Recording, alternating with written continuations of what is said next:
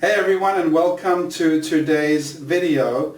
And this is a purely training video. We're going to be talking about direct mail. So I've got a chart up here that's going to talk about direct mail and how the whole system of direct mail works. And then what I'm going to do is I'm going to break down and go through the different steps. I'm going to take each one of these steps, I'm going to break them down in separate videos. Alright, so basically what you see right here is essentially a organization chart, if you will, of how a direct mail campaign works from start to finish. So the first step in a mail campaign is your list. Alright, and so with a list, what we're looking for is a list to mail. Now you could mail, you could phone a list, right? But for now let's just talk about direct mail. So with direct mail, you have many different list providers. For example, ListSource is one that's used by a lot of people. We buy probate lists, we buy inherited lists from US Lead List. There's a bunch of different lists out there, right? You get a foreclosure list, etc. So for lists, ListSource is a great resource. So the first thing you got to do is go ahead and buy your list. And you got to put some thought into what kind of list you want to get. So you need to know what your target market is. For example, which city are you focusing on? What type of bedrooms and bathrooms? How big is the house? Age of the house? All those kind of things you need to think about before you actually buy the list. Once you've got your list, the next step is to mail your list. And for mailing your list, you need to use a mail provider. Alright? So, mail providers, we have one for our students that feel free to use at lexdirectmail.com.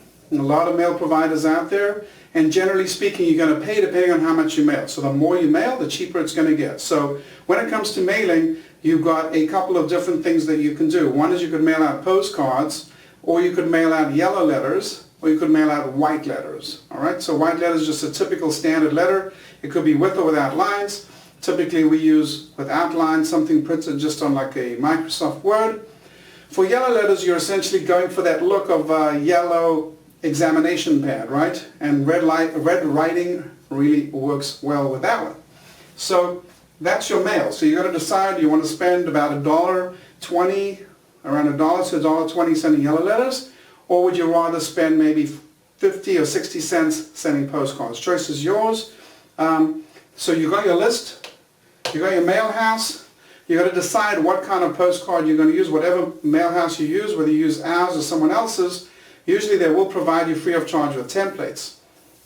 So take those templates, look at them, and I can show you some of the ones that we use. We have it on our webinar as well.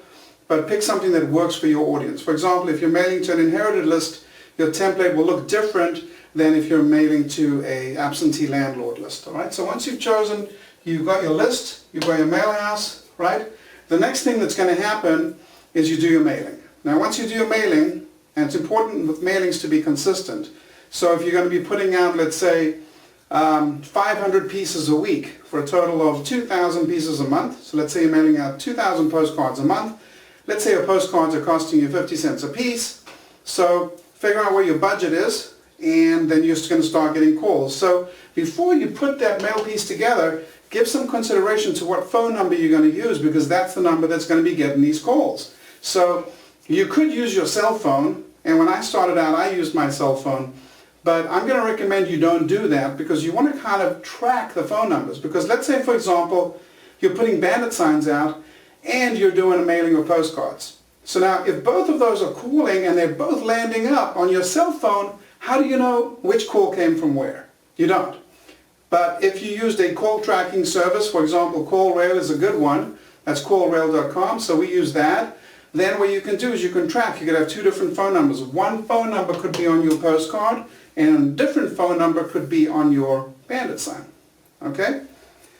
So now the calls start coming in, and the first challenge that you're going to have is how do you keep track of all these leads? Because if you're mailing consistently, every week 500 leads, and that's just a beginning point, you can obviously increase that and send out 1,000 a week, or 2,000 a week, or 5,000 a week, whatever you want.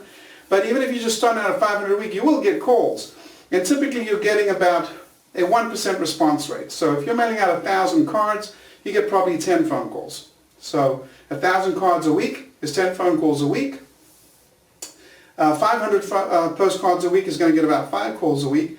And if you're just scribbling them down while you're driving in your car looking at properties, or even worse, if you have a full-time job and you can't get out, you can't answer the phone, that's a little bit of a problem. So what you want to do you want to have some kind of CRM. So when that phone call comes in and you're tracking that phone, then you can enter the data into your CRM. So we have a CRM that we use called Lex Real Estate System. Works real well.